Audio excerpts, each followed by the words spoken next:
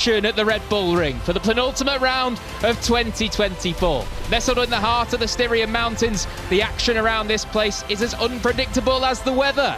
With the capability to spring a surprise at any time, it shares that likeness with the 2024 season. And as we arrive here with the chance of crowning a champion tomorrow, it's all on the line. It's qualifying time for MotoE.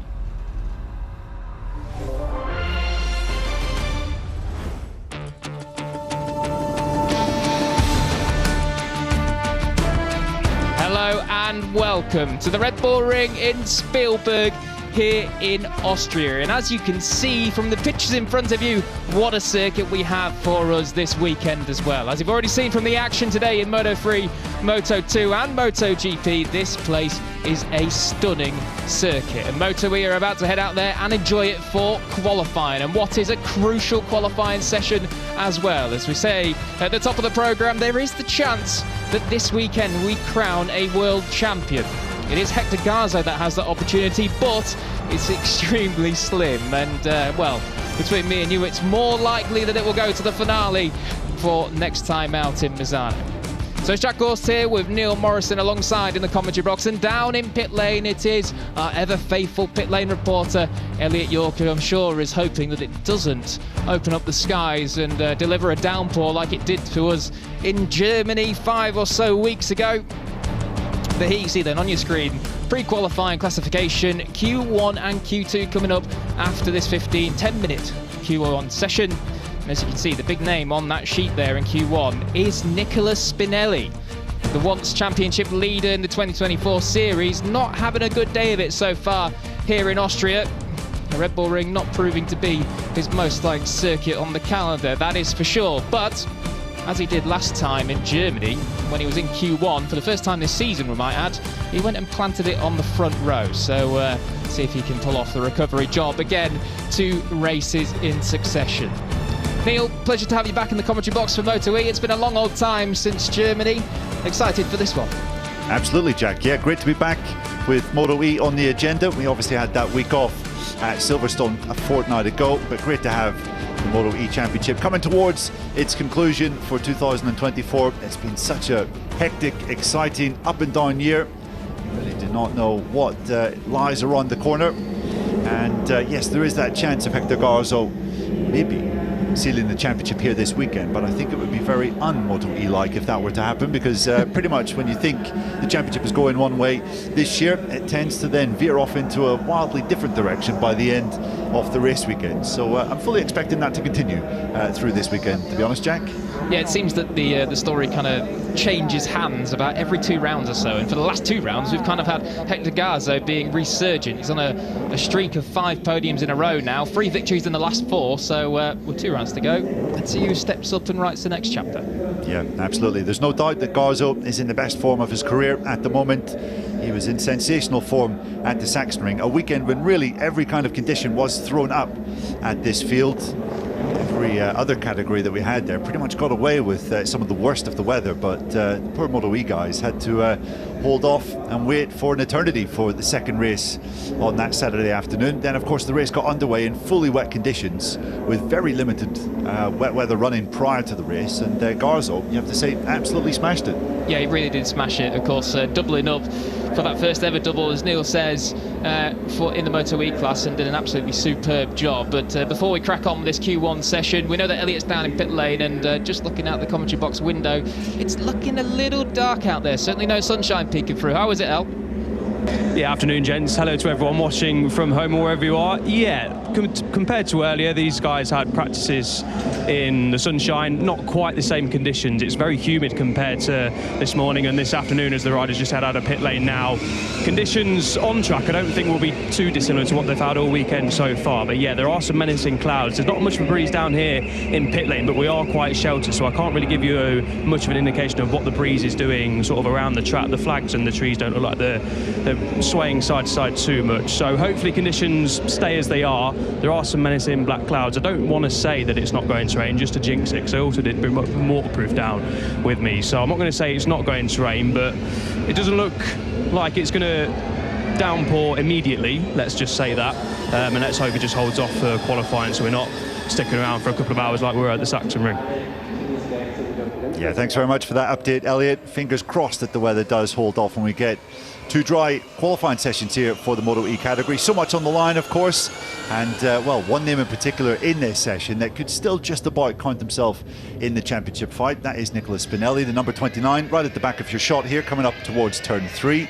Spinelli, 55 points back of Garzo in the championship fight. I mean, do we realistically count him still in that fight with just 100 points left to play? It would take a minor miracle for the Italian to snatch the title away. Yeah, it really would, but of course we know that Spinelli, when he turns it on, can fire out this incredible form. We saw at the start of the season he picked up 3 of the first 4 race wins of the year and only didn't get that 4th one because he crashed out the lead himself. So yeah, he knows how to turn it on when he does turn it on indeed, but as Neil says, 55 points down with only 100 left.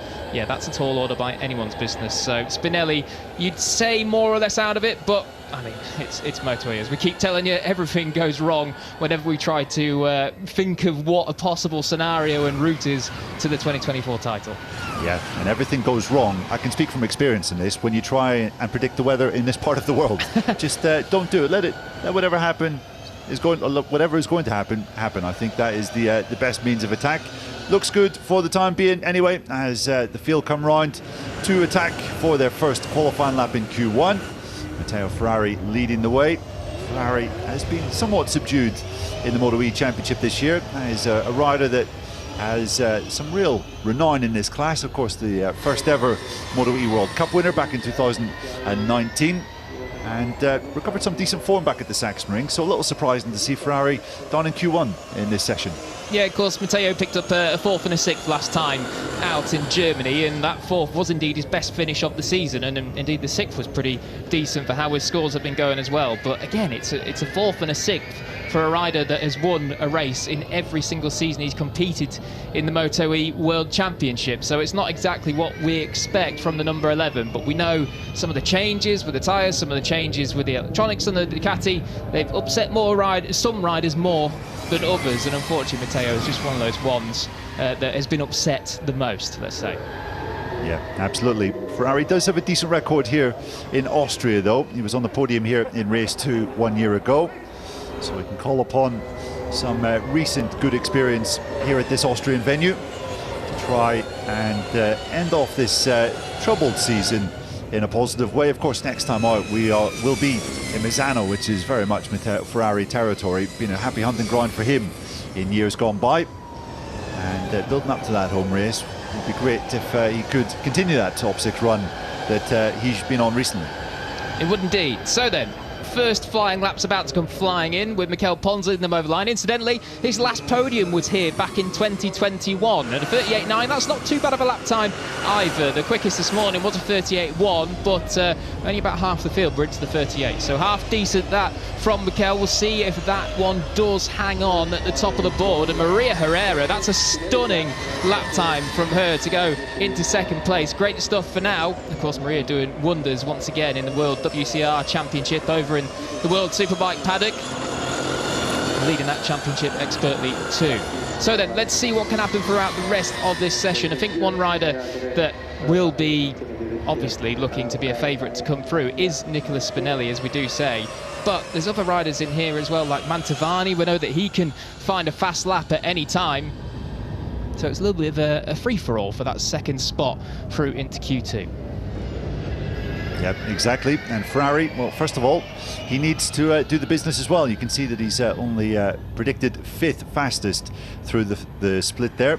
Split number 1 as he accelerates down towards turn 4. Spectacular part of this Red Bull Ring track. And Pons most certainly is on one at present as he comes around the 2 left-handers in the middle of this track, turn 6 and 7, as he switches from left to right through turn 8, one of the most spectacular points on this track. Pons certainly does look as though he's in the zone. He's certainly been outshone this year by his lesser experienced teammate Oscar Gutierrez, but he has had flashes of decent form, especially recently as well. He's actually been in the top 7 in the last 4 MotoE races that we've had. And Pons comes across the line with a 38.699. Not too bad. Immediately bettered though by Spinelli at 38.632. For reference, the fastest time of practice earlier was set by Kevin Znodi, 38.180. So still half a second off that. Good improvement though from Spinelli. He did a 39.2 earlier in practice too. So once again, it seems that he's dived into the bag of the tricks with the mechanics, and they've pulled out something pretty good looking. So finding 6 tenths on what he did earlier this morning. As we say, Pons there just 67 thousandths back, and Mantovani slots himself into third, just ahead of Matteo Ferrari now. As once again, Mikel is flying through that first split. He's got it hooked up nicely. That Ducati V21L is a 10.5 up on his own time for now. There's a few others looking fairly sprightly as well, including Kevin Manfredi. Yeah, Pons had it all out of shape coming down into turn 4 just now. Accelerates round. He's nearly 2 tenths under halfway round this lap. It's been a good session from the number 77 so far. As he leans it into the left, Ferrari also on a good lap as well, so we're going to have to keep our eyes peeled on the timing screens towards the end of this session with Ferrari. Mantovani is very much in the range as well, coming through split number 1. Well, spinning it up as it comes through turn 8. That's certainly one that will test the Michelin rear tyre, as he is still about a 10.5 up on his own previous time, on Nicolas Spinelli's previous time. We'll keep it tight, not onto the green out there through the penultimate corner, and another one. This one is so close every single time to track limits out there as it drops down the hill through the final corner and across the line for a 38.442. That is a pretty decent lap time indeed. That would have put him in the top 5 in practice earlier. So good improvements coming in from some of these Q1 runners. We'll see how close Matteo Ferrari can get, as he's also got Mantovani tucked into his slipstream coming across the line now, as Ferrari does jump up into second, but only 2 thousandths ahead of Manto just behind. So incredibly tightly contested for that final Q2 position. Yeah, and I would say that any slim hopes that Nicolas Spinelli has of winning the championship this year pretty much comes down to this final 2.5 minutes. If he starts way back in the grid in 12th, I really cannot see him coming through and featuring in the podium battle in tomorrow's double header. So I think it's absolutely crucial that Spinelli gets a bit of a wriggle on here in this final 2 minutes. Yeah, and this lap doesn't look like it's going to go his way either. Spinelli through the first split is 2 tenths off, and a grey sector as that, so nothing cooking for the number 29 on this lap, it doesn't seem like, as that's a pretty decent time there from Finello through the first split. One of the riders we don't so often see contesting for these top 2 Q2 places, but Alessio Finello, he has looked a little bit better this weekend, it has to be said. He was slightly closer to the cut-off time to make it into the top 8 earlier, but unfortunately going away a little bit through that second sector. Interesting that Matteo Ferrari's time halfway around the lap is 2 tenths off, but he was only 800ths off at the line. Oh, and that's Manto that's gone down, presumably behind Matteo Ferrari, tucked in, chasing the number 11. That's a fast old crash down the hill through turn 7, but Manto certainly made of tough stuff. I don't think they make them tougher than Andrea Mantovani, and he's up and all okay. Good to see. Yeah, absolutely, but I think that's going to pretty much rule out the final flying laps for a lot of this field, because the yellow flags will be out. The marshals will take a little bit of time, I would imagine, to clear that bike in the gravel trap. Ferrari comes across the line, isn't able to improve on that particular occasion. Finello jumps up into 5th, improves on his previous best time, and I think, Jack, that's pretty much going to be it. Great to see Mantovani up on his feet. So that's probably about the 3rd crash that Mantovani's had in qualifying this year. Certainly not been the most lucky of sessions for the number 9. As you can see, he gets a little bit of a tumble dryer treatment going through, as Ramon Focada looks quite annoyed with that one, let's be said. But yeah, unfortunately for the likes of Finello, Spinelli, who dive straight into the pits after seeing the yellow flags there, that is going to be it for their Q2 contest. And as you say, Neil, for Spinelli, that pretty much means championship hopes are over. Yeah, even if Spinelli was qualifying front row this weekend, I would say still a bit of a long shot for him to be going to Misano with realistic championship ambitions in 3 weeks' time. But as it is, he's not going to be doing a great deal, I don't feel, from 12th on the grid tomorrow at best. I think it probably will be 12th on the grid though, because despite the yellow flags being withdrawn through turn 7, Marshall's getting Mantovani's bike cleared up pretty quickly. I'm not really seeing too many riders improve towards the end of the session. Kevin Manfredi potentially, but I don't think it's going to be towards the top 3 or 4 positions. So Maria's just trying to sneak one final lap in, but I don't think this one's going to improve anything for her. She's going to come across the line. She's 6/10 off on her personal best, and that one goes 9/10 off. But a good chunk of time found for Maria, has to be said, in this Q1 session over what she did earlier in P2. And actually, Maria's been definitely quite fast this weekend, much closer to that kind of mid-pack battle than she has been in some of the recent rounds. So a decent effort indeed. As they see Mikel Pons, quick 5 minutes for him just to sit down, take a breather, perhaps just talk to the mechanics about maybe some suspension changes he wants to do for the Q2 session, but through into Q2, and that is a good job indeed from the 77. As we say, he's been having a good run of form recently, a couple of 6th places, even a 4th and a 7th as well last time in Germany. Yeah, job done as well from Matteo Ferrari. Qualifying really hasn't been his bag this year. Best qualifying position of 7th to date. That was at the Sachsenring 5 weeks ago. It hasn't been a straightforward day for the former MotoE World Cup winner, but he has at least passed through Q1. It was a pretty eventful session with Mantovani dusting himself down after that big crash, just missing out, and Spinelli, another one as well. Spinelli actually spent the end of that session in the pits, so I'm not sure if Elliott down there in pit lane could maybe understand if there was some kind of issue with him, or whether he just felt that there was nothing left to give on the set of tyres that he had. Maybe we can pass on to Elliott now, actually, for that information. Yeah, I'm just down here at Nico Spinelli's bike, sorry. He just sort of came in and didn't seem like there was any real issues, to be honest. Really cool, calm and collected. Took his gloves off, took his helmet off, and now he's just going to sit on pit wall watching, well, the riders come into pit lane. So no real issues from what I can see for Spinelli. He just came in, and then obviously the yellow flags were out and it was the end of the session, so no real time to get back out and do a lap time. I'll try and find out if there was any issues, but to me, looking at it, there wasn't too many glaring issues. Yeah, thanks very much, Elliott. So just a bit of a lack of pace then for Spinelli, and for a rider who won 3 of the opening 4 races, it's been a bit of a whimper really, this second part of the MotoE World Championship, you would have to say. What started off promising so much has really delivered quite disappointingly in the end.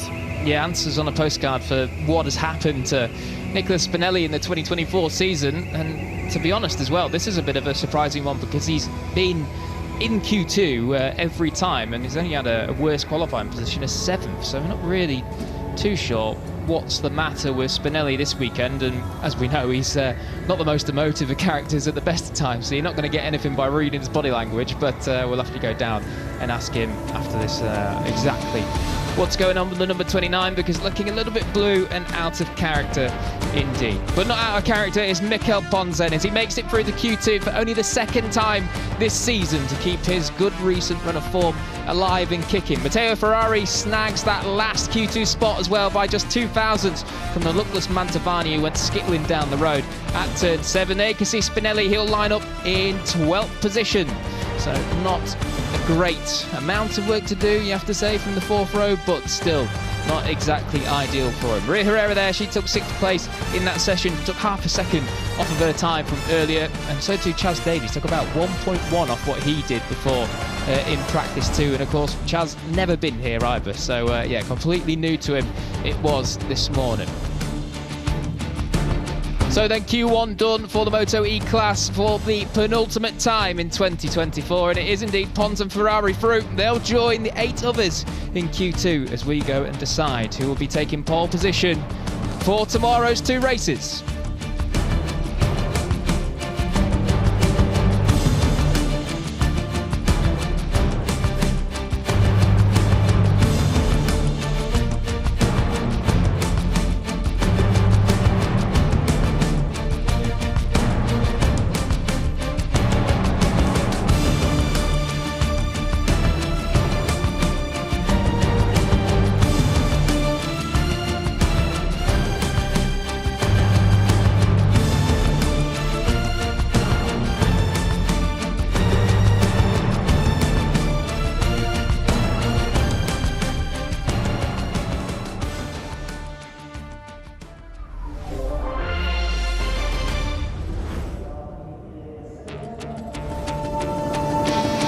So welcome back to the Red Bull Ring, where it's time for MotoE Q1. Q2, but we've just seen a dramatic Q1 session where one of the favourites and one of the title contenders in 24 is out of it at the Q1 stage. And I believe we can go down to Elliot down in pit lane, who is with Nicholas Spinelli. Yeah, cheers, Jack. I am. Nicholas, just talk us through that session. A bit of a trickier weekend so far. What's going on? Yeah, I'm not happy because I don't pass in Q2, but we will see tomorrow for the race. I hope I do two good race for the championship, but we will see tomorrow. What's the conditions out there like? Are they any different this morning in the sun? Have the clouds made a difference, or? Yeah, no, the circuit is similar this morning, but now it's much cold. It's better, but tomorrow I don't know the weather. We will see tomorrow. Thanks, Nicholas, for your time. I appreciate it. Good luck tomorrow. Thank you. So thank you to Nicholas and Elliot down there for getting the inside line on exactly what happened. A bit of a puzzling one.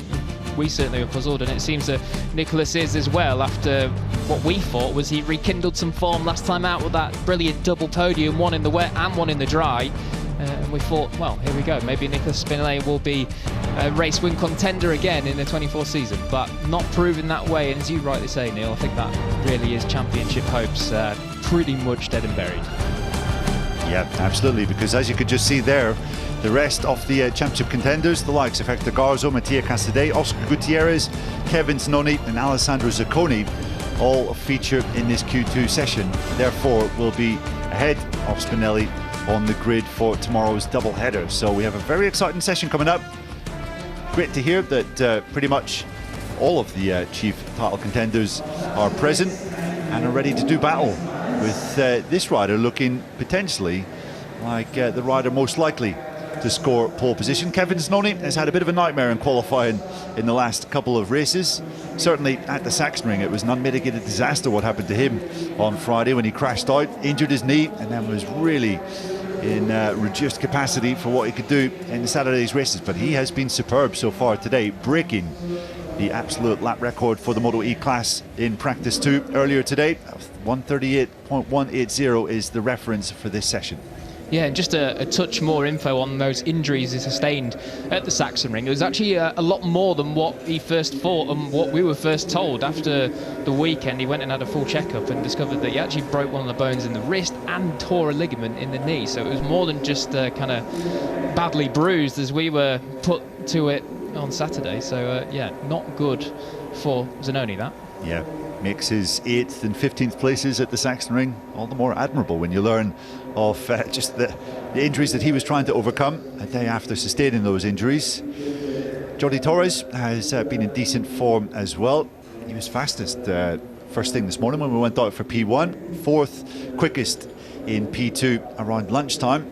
And Torres was coming into this round, Jack, a little downbeat, I felt, on his potential for the weekend. He's obviously been struggling a little bit with top speed issues and acceleration issues throughout the year. This is obviously a top speed heavy, acceleration heavy track, and Torres wasn't fancying his chances yet. He's been very competitive. Yeah, he has been very competitive. Was quickest this morning in P1, and then in P2 as well was up in the top 4, and very sprightly indeed. So good stuff from Torres, who always jokes he's a bit too heavy, but seems as though he's light enough to compete around here. And here is one rider that definitely is competing around here. The pressure will be on Hector Garzo tomorrow, that is for sure, but pressure on now as well, because he needs to make sure he lands himself on this front row if he wants any capability of being able to clinch the championship tomorrow and become world champion for the 2024 MotoE class.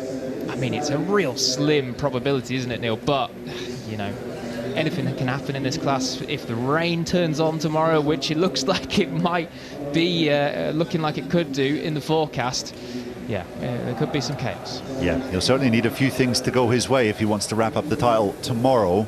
And, well, from what we've seen so far today, it doesn't really look possible, because Mattia Casadei has been in good form here so far. On Friday, he was second fastest, just behind Kevin Zanoni. Zanoni, who's 4th in the championship, was obviously fastest in practice. And Oscar Gutierrez, who's 3rd in the championship, well, he was 5th fastest. So we know that Gutierrez, generally speaking, gets stronger as the weekend goes on. So Garzo doesn't just need to do really well tomorrow, but he needs his 3 principal rivals really to slip up. And then, of course, there's the likes of Alessandro Zacconi, who's taken the last 3 pole positions in a row. He's only 3 pole positions in MotoE as well. Absolute pole hound at the moment, but it has been a little bit of a difficult day for Alessandro. Okay, yes, he got up into 6th position and into those automatic Q2 places in practice 2 earlier, but only did it on his last flying lap. Only managed to sneak in right at the end, so not entirely comfortable, but we know what he's like in qualifying at the moment, so he should be looking good. Good as well to see Eric Granado back here in action in MotoE, of course, after last time with that collision with Gutierrez in race 1. Another concussion, and not exactly what Eric needed at all. Yeah, certainly not. It was an ugly crash, ugly kind of collision that sorry, not Hector. I've infected you with that one. I'm following your lead. Eric had with the tarmac when he came down from that nasty collision, and yeah, it was not a good sight to see him being put into an ambulance, which obviously caused race 1 to be red flagged. It was a real strange day of MotoE action, wasn't it, on the Saturday at the Sachsenring, Jack? We had the first race red flagged and then run over a greatly reduced distance, and then of course the big delay ahead of race 2, which was then held in wet conditions, which no one had really experienced prior to that race. So yeah, it was difficult to read too much into it. Obviously Hector Garzo cleaned up in the end and took a really dominant victory in race 2, but a lot of runners that I think we were coming into race day thinking keep an eye on him, didn't quite pan out that way. No, it didn't indeed. A bit of a freak day in the 24 story, has to be said, but of course Hector Garzo was the one that handled it and handled the business to an absolute T, picking up that double victory. But we'll see exactly what happens this weekend. If we get another freak day, hopefully not, it's all a bit more of a normal weekend this weekend, and we get a bit more of a straightforward fight out there between the top contenders on the racetrack. Of course, last time in Germany, we have to say that Oscar Gutierrez holds the record for the most long lap penalties received in a single race. He picked up 4 long lap penalties in the end, 2 for that unfortunate collision with Eric in the first start of race 1, and then in the restart, well, knowing that he had to serve those 2 long lap penalties, he was just a bit too eager and jumped the start and picked up another 2 long laps. Yeah, and then crashed doing the first of those long lap penalties in the long lap penalty lane, which had it not been for Minal de Gerdt in the Moto2 race in Barcelona, I think would have been the first ever rider to have done that, or one of the first riders to have done that in racing conditions. I think the first ever in MotoE for sure. But yeah, bit of a nightmare, the Sachsenring for Oscar Gutierrez in race 1, a weekend that promised so much. And coming into Germany, it was easy to forget that he was the form rider, coming off a double second place at Assen, and we were thinking, you know what, I think Gutierrez is well placed to kick on and maybe take the initiative in this championship. But that first race performance and all those issues that he had just knocked him out of stride, really. Yeah, absolutely. And of course those 2 second places in Assen came from an 11th place grid slot as well. And then Germany, when he finally qualified on the front row for the first time, got the whole shot down into turn 1, but then went wide, and obviously all the chaos ensued after that. And you know, for that 5 seconds where he got the whole shot and was looking like he was maybe going to go on and put himself in a very favourable position to pick up victory in Germany, yeah, suddenly things went wrong, and a clear championship favourite all of a sudden had a lot of odds stacked up against him. Yeah, big ask for Gutierrez, a rookie. We have to remind you to make back 29 points in the next 2 rounds over Hector Garzo, but he'll certainly be hoping that he can produce some of his Assen heroics here this weekend. And if he does, then there still is very much hope for Oscar. We can see Casadei has gone fastest in this session so far. He is just ahead of teammate Eric Granado. Great to see Eric back on the bike, and despite that concussion, he was, I remember, giving a thumbs up to the crowd as he was being loaded into the ambulance, letting everyone know that it was nothing too serious. But with his history of injuries, I guess Eric just has to be kind of careful with that kind of issue. Yeah, that was one thing he was saying on his social media immediately after the weekend, that he was just going to stay in hospital for a few more days than perhaps what is usually necessary, just to ensure that there was no further long-lasting issues. But yeah, thankfully all okay. And Eric already back on the bike in Brazil in the Brazilian Superbike Championship and put it on pole and won the race. So yeah, he's definitely back up to scratch. Yeah, absolutely. And Granado has bit of a mixed bag of history here at this track, but he was a double victor here back in 2022, won both of the MotoE races on that particular year. So yeah, expect to see the Brazilian back toward the front and fighting this weekend. Lukas Tulovic has just gone into second, caught up with the German yesterday. He's thankfully feeling a whole lot better after some of the painful injuries he received in that horrible first lap crash way back at Mugello, which was still affecting him quite considerably at Assen. And at the Sachsenring, he held up his hands and admitted that pretty much the Sachsenring was a bit of his own doing, because he got a little bit nervous when he saw Mattia Casadei trying to trail him in qualifying. He had really good rhythm, felt that he could have been on the front row, and then decked it at turn 1 and could only qualify 9. So it was always going to be a bit of a difficult ask from there. Yeah, unfortunate scenario that one was for Lukas Tulovic, but as you can see with the lap time that he's about to throw in, yeah, not looking too bad at all here in Austria. Of course, somewhat of another home round for Lukas, not too far away from Germany here. As Hector Garzo goes to the top, then swiftly displaced by Oscar Gutierrez, then by Kevin Zanoni at a 38.063. That's an outright lap record once again, and Tulovic slots into second with what is a lap record as well, but no longer because of that lap from Zanoni. Yep, absolutely. And importantly, Hector Garzo's lap time was cancelled for exceeding the track limits. So the number 4 has it all to do. Again, this would really spice things up for the championship if the checkered flag was put out right in this instance, because Garzo would have to come back from the 3rd row of the grid with some of his cheap rivals starting up front. But Zanoni, true to form, is really attacking this Q2 session and looking to go for a 2nd straight pole at this Austrian Grand Prix in succession. That was a great angle of Zanoni on the brakes there into turn 3 at the top of the hill. You could see through the smoked visor, the piercing eyes just daggering at the apex. So full concentration from Zanoni, who's absolutely level through the first split with his own time. He's about to check through the 2nd sector and loses out a fraction. Tulovic's lap has gone away, but not for this rider, the rookie, the number 99 of Oscar Gutierrez, who's actually got a perfect little toe off of his teammate, Mikel Pons, who's up there in 5th respectively with a strong lap time in himself. So Gutierrez well placed here if he can click through this 3rd split, still under. Yeah, Gutierrez looking good. He still maintains that 600th of a second advantage through split number 3. It is very, very tight amongst the leading names. You can see just 700ths of a second separating 1st and 2nd currently. The number 99 could be about to go on provisional pole.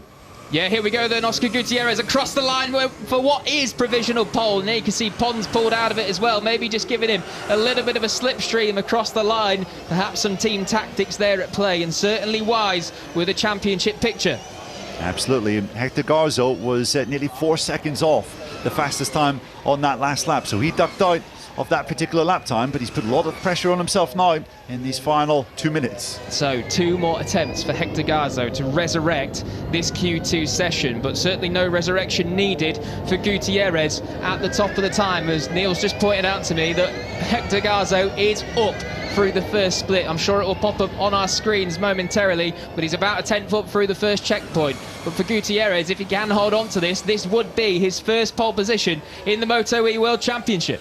Yeah, absolutely. He's going to have some competition for it, though. You can see both Garzo and Zanoni are up through split number 1. Casadei has a bit of work to do through split 3 here as he comes under the bridge. He's nearly half a second off, though. I don't think this is going to be a considerable improvement for Mattia Casadei. This could be a bit of a disaster for the reigning champ. Gutierrez is fighting back through the 2nd sector. Great style and aggression now as he flicks it through 7 and then changes it over to 8 on the right-hand side of the tyre. Casadei comes across the line, does not improve and stays down in 8th place. But Gutierrez clicks through the 3rd checkpoint and he is up, and crucially, he's up more than Garzo is. Garzo now only 400ths up through the 3rd intermediate, and Zanoni only 2,000ths down as well. This is turning into a block-busting end in the Q2 session with perhaps 1 more lap to go if these riders do want it, as Gutierrez extends his advantage to just under a 10th of a second, and Garzo, great lap from Garzo when he needs it, up onto the middle of the front row. Yeah, absolutely great response from Hector Garzo. He delivered when it really mattered there towards the end of this Q2 session. But what about that from Oscar Gutierrez? The first ever 1:37 we have ever seen in the MotoE category around this Red Bull Ring circuit. Sensational stuff from the number 99, who could well be looking at his first ever career pole. Here comes Casadei then, only 700ths down through the first split. Matteo Ferrari watches on, he's in the pits checking this one out, 1 second back, and certainly not going to be able to do anything as the checkered flag is out of this. So he will start 10th on the grid. Casadei only predicted 8th. That is not what we expected from Matteo, who was second this morning in practice. Yeah, he's struggling in that second sector, losing a whole heap of time down in that braking zone towards turn 4. You know, Casadei is one of the latest breakers in this category, but something just not quite coming together. You can see Eric Granado is gaining a bit of time just behind. It's going to be a big old ask for Matteo Casadei then in tomorrow's races. He looks as though it's going to be starting from the 3rd row at best. Granado's lap is better, but it's not much better, although a little bit of slipstream here could move him up onto the 2nd row. Indeed, does it? No, it doesn't quite. I don't think he did improve in the end, but only by a couple of hundredths. As now we turn our attention to Kevin Zanoni, who's come through the 3rd sector, about a 10.5 down. He did manage to pull back half a 10th in the final sector on the last lap, and if he can pull back, well, 2 tenths, which he's going to need, he could take back-to-back pole positions here in Austria. We track Garzo across the line. His lap does nothing this time round. Can Kevin improve? No, he cannot. So that will be that then. As we check the timing screens, no one else is threatening that 1:37.970 of Oscar Gutierrez. It's a first ever MotoE pole position for the rookie Gutierrez. There is so much to admire about the number 99's rookie campaign in this MotoE category, as well as pushing for the World Championship in his first year. He has now set his first ever pole position and has put himself in a fantastic position to fight for victory in tomorrow's races. Of course, he has scored a victory already this year. Race 1 back in Barcelona. And, well, we cannot rule him out off the championship fight just yet, but a great salvage job, you would have to say, for Hector Garzo. Shaking his head there, looks a little bit bemused at missing out on pole position, but I think when the emotion subsides, the Spaniard will realise that that was definitely job done, and crucially, one of his big championship contenders. In fact, 2 of them back in row 3, Zacconi in 8th and Casadei 9th. Yeah, not exactly what we expected. We did say, of course, Zacconi with that trio of pole positions before arriving here, but then this weekend just looked a little bit out of sorts, not quite the blistering lap times that we have seen recently. But certainly Zanoni has been looking on the ball indeed. This circuit, got a little bit of a love affair with this circuit, has Kevin. Picked up his first ever pole position here last year. Actually, it was his last up until this point, and still that wait will go on. But also his first ever duo of podiums came here as well, when he picked up 2 thirds last season. And before that, even in 2022, he was quite sprightly when he was more of a kind of fringes at the top 10 rider. He had his best round of that year back in 2022 right here at the Red Bull Ring. Yeah, and he really needs a good day tomorrow, because he scored just 12 points at Assen and just 9 points at the Sachsenring. You compare that to what Hector Garzo has managed to do: 50 points at the Sachsenring as well as 36 at Assen. That is pretty much where the championship tide has turned for both Zanoni and Garzo in the last double header that we had. But good to see him back on the front row for what is just the 2nd time so far this year. So Zanoni, I think, will be pretty happy with that. The last time he was on the front row, of course, Assen, things didn't quite go to plan when he was 13th in race 1, 7th in race 2. So he'll be looking for a slightly cleaner pair of races tomorrow. But not even the Italian, who was fastest in combined practice, had an answer for Oscar Gutierrez, who pulls in. Feats of the empty helmets MSI squad continue throughout this year. It's been almost a dream campaign for them, with 1 rider fighting for the championship in Moto 3, 2 riders fighting for the championship in Moto 2, and Gutierrez still very much in the fight for MotoE glory this year.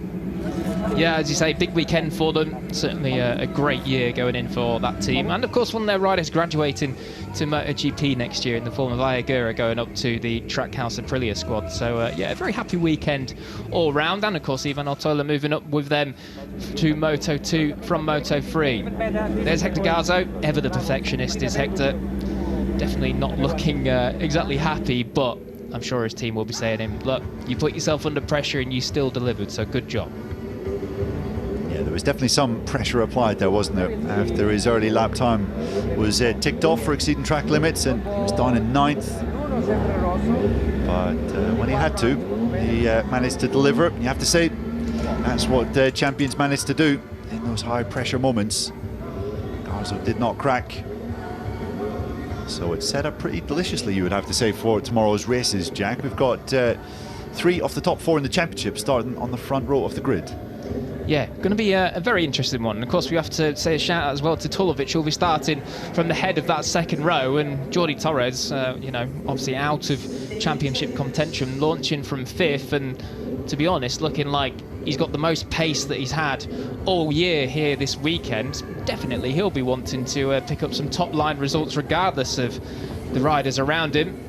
I don't think he'll have too much care for the championship battle going on. Of course, still keeping it clean, but yeah, he'll be wanting to pick up those victories if he can so indeed.